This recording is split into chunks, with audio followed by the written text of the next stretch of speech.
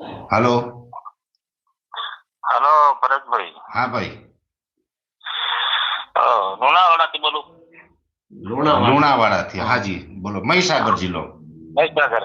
હાજી હાજી બોલો બોલો. તો મગફળીનું વાવેતર કરવું છે તો હવે કઈ તારીખમાં કરવું જોઈએ? મગફળીનું વાવેતર હું તો એવું માનું કે ભાઈ આપણે 15 ફેબ્રુઆરી જવા દઈએ ને તો બહુ સારું. જો પહેલી વાત તો એ કે ઠંડી હોય ને આપણે વાવેતર કરીએ તો ઉગાવામાં પ્રશ્ન આવશે. બરોબર. અને ફેબ્રુઆરીમાં જો બહુ તમારે વહેલું કરવું હોય તો પણ 10 ફેબ્રુઆરી તો આવવા જ દેજો. એનાથી પહેલા પછી નહીં કરતા, નકર ઠંડીમાં ઉગશે નહીં. અને ઠંડીનું પ્રમાણ હોય ને તો આપણે બિયારણને છે ને ઇથરલનો પટ આપી દેવાનો. બરોબર. ઇથરલ છે ને એ ગરમી આપે. હા હા. આમ કેમિકલ દવા જ આવે. તમે કેમિકલ વાપરો છો ને ખેતરમાં? હા, કેમિકલ તો આમાં વાપરવું તો પડે જ ને. હા, તો કેમિકલનો જે ઇથરલ આવે ને ઇથરલનો પટ આપીને જો તમે વાવેતર કરશો ને તો જર્મિનેશનમાં થોડોક પ્રોબ્લેમ બીજા કરતા ઓછો રહે.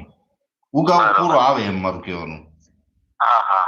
પણ રાહ જોજો, 10 ફેબ્રુઆરી પહેલા તો કરતા જ નહીં. 10 ફેબ્રુઆરી પહેલા નહીં કરી એમ ને? હા, આમતા જો 3 મહિનાનો પાક છે. 15 ફેબ્રુઆરી તમે કરો તો 15 માર્ચ, એપ્રિલ ને 15 મે તો તમારે નીકળી જાય. બરાબર ને?